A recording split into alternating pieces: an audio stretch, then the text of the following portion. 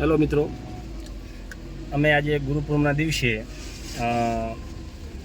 ઓગરની થળી જે દીવદર પાસે આવેલી છે તેના ઓગર બાપાના દર્શન કરવા જઈ રહ્યા છીએ. ઘરથી નીકળ્યા છીએ હાલ જ, અને તમને આગળ ઓગર બાપુના દર્શન કરાવશું.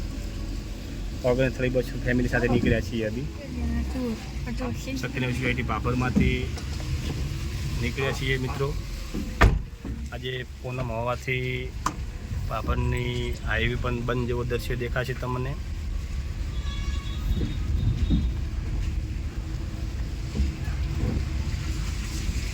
આ હાઈવે છે પાપરનો, સોઈગામ હાઈવે, રાધનપુર હાઈવે કે તે આ પાપરનો હાઈવે છે મિત્રો.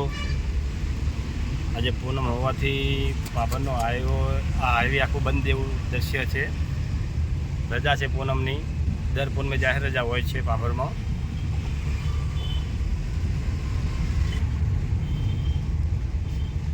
આ પાપરમાં જે મેન બજાર જાય તેના દ્રશ્યો છે મિત્રો.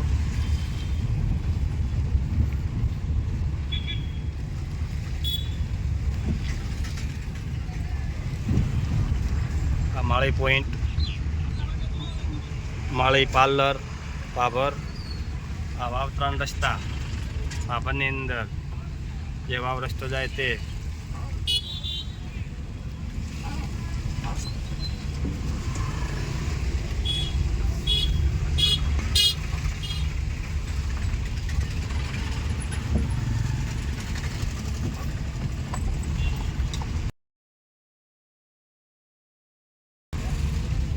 પાપર દીવદર હાઈવે ઉપર જૈન દેરાસર.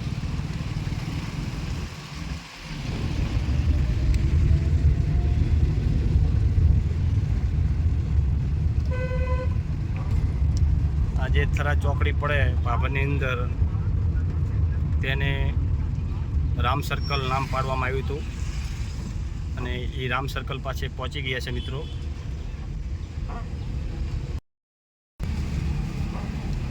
આ પાપરનું બસ સ્ટેશન મિત્રો. આ પાપરનું બસ સ્ટેશન તમને બતાવી રહ્યો છું. ઝરમર વરસાદ ચાલુ થઈ ગયો છે પાપરમાં. હાલ વરસાદી મોસમ છે ત્યારે.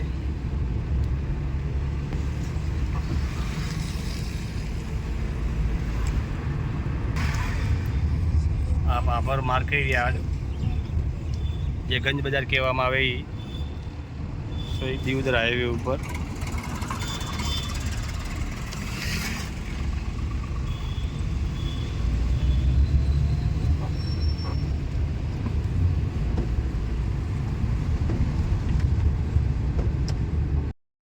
આ પાપરમાં ફોર્ચ્યુન હોટલ જબરજસ્ત બની છે મિત્રો. એકવાર અવશ્ય મુલાકાત લો.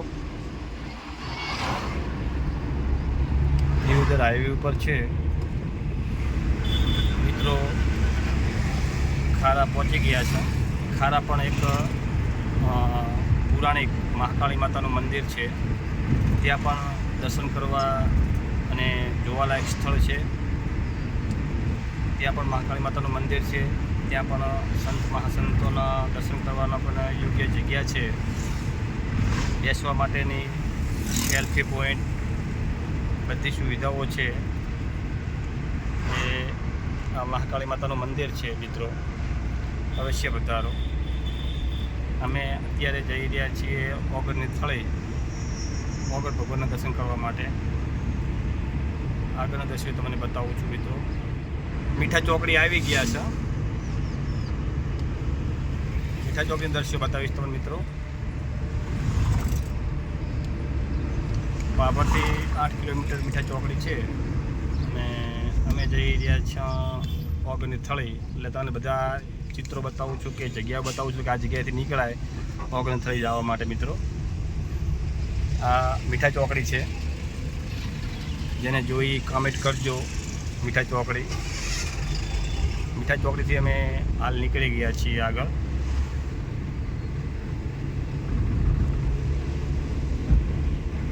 મિત્રો, વડાના જે મુખ્ય કેનાલ છે રાજસ્થાન જવાવાળી, તે કેનાલ તમને બતાવવાનો પ્રયત્ન કરીશ મિત્રો.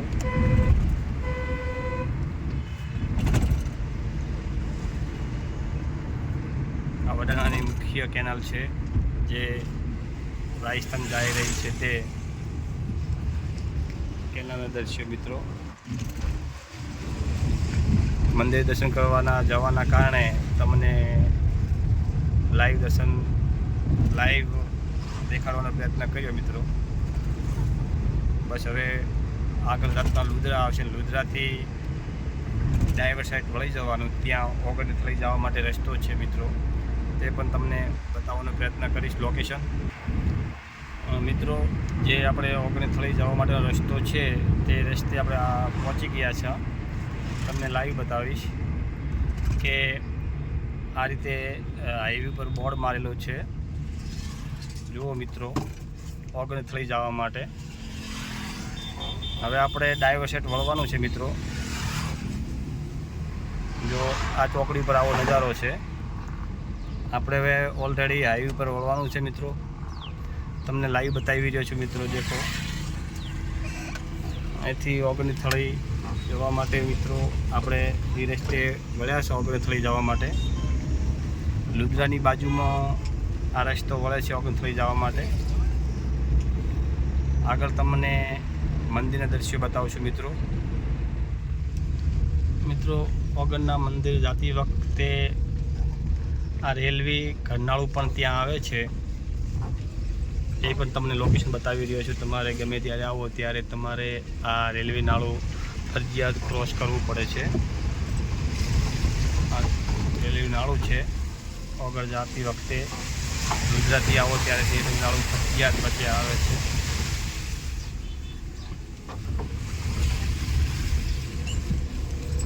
ત્યાં કરશનપુરા ફાર્મ હાઉસ પણ લખેલું આવશે. આ લોકેશન માટે તમને બતાવી રહ્યો છું મિત્રો. તો આપણે ઓગણથળી એટલે કે ઓગળ ભગવાનના મંદિરે આવી ગયા છીએ.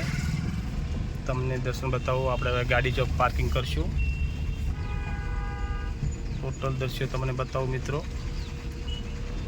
અત્યારે ગુરુ પૂનમના કારણે મેળો ભરેલ છે.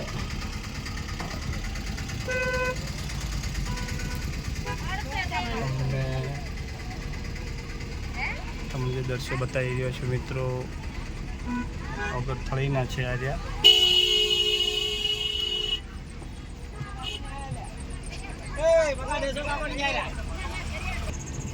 આજનો નજારો બહુ ટ્રાફિક વાળો છે મિત્રો.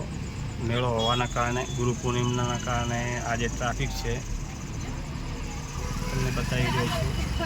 સંતો, આમ પબ્લિક, ગુરુના સેવકો, ગુરુના ચેલાઓ બધા આજે ગુરુ પૂર્ણિમા હોવાના કારણે લોકો દર્શન કરવા આવેલા છે. આપણે ગાડી પાર્કિંગ કરી દઈએ. હવે ગાડી પાર્કિંગ કર્યા પછી તમને મંદિરનો નજારો બતાવું મિત્રો. ગાડી પાર્કિંગ કરવાની છે મિત્રો. આપણે કરી દઈએ. બે સોયડો જોઈને લીમડાના સોયડે પાર્કિંગ કરી દઈએ. આ મંદિરનો મુખ્ય દ્વાર છે. મંદિરમાં જવા માટે આ મંદિરનો મુખ્ય દ્વાર છે. મંદિરમાં જવા માટે ઓગણના તમને આગળના દ્રશ્યો બતાવીશ. અમે ઓગણના મંદિર આવી ગયા છીએ.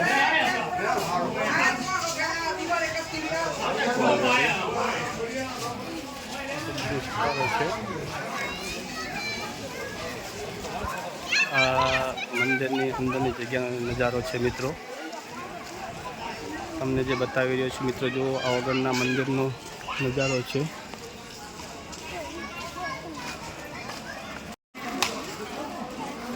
આ મંદિરનો નજારો છે મિત્રો.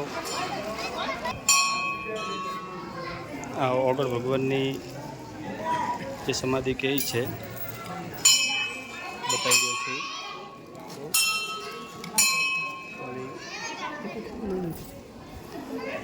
આ મેન જગ્યા છે જે આપણે ઓગણથળી કહીએ છીએ તે દાદાની જગ્યા છે, જે તમને બતાવવાનો પ્રયત્ન કરી રહ્યો છું મિત્રો. આખું મંદિર છે.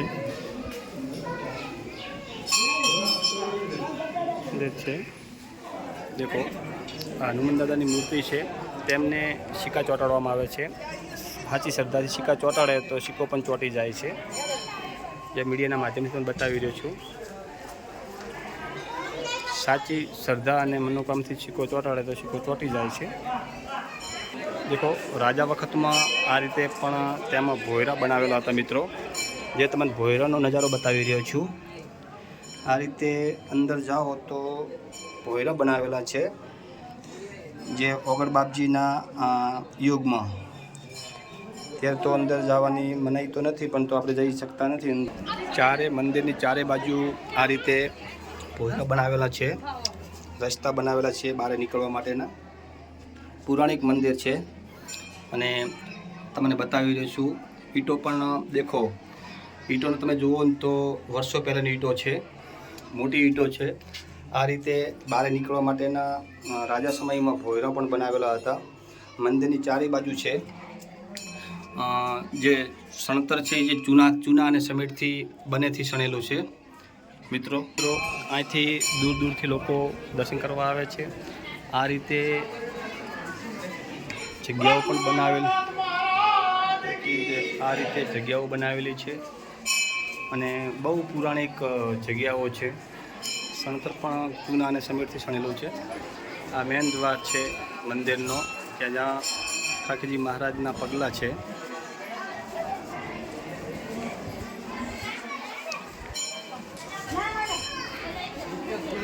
જ્યાં કાકીજી મહારાજના પગલાં છે ત્યાં પબ્લિક દર્શન કરવા જાય છે.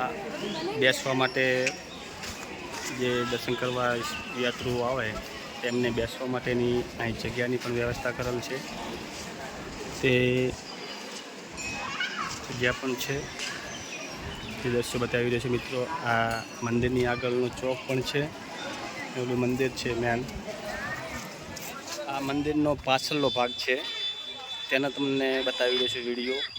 જૂનો પૌરાણિક રાજમહેલ જેવો ચારે બાજુ કિલ્લો બનાવેલો છે. આ ઓગણનાથ બાપુ જે ભગવાન બની ગયા તેમનો કિલ્લો હતો, તેના દ્રશ્યો બતાવી રહ્યો છે મિત્રો. ત્યારે આ ઓગણી થળી તરીકે પ્રખ્યાત છે. થળી એટલે કે જંગલ વિસ્તાર જેવું છે, પહાડી વિસ્તાર જેવું.